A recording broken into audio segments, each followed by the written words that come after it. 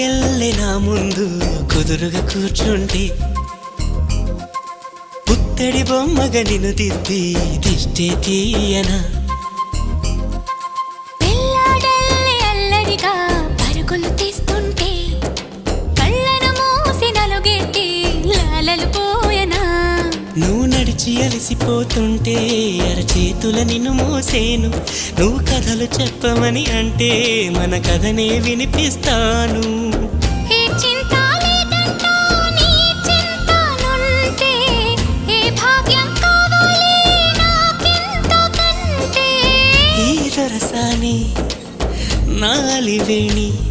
ఇక లోకంలో ఏదైనా పోతే పోనీ ఏం చేసావు నా ప్రాణం ఏదేమైనా జీవితమే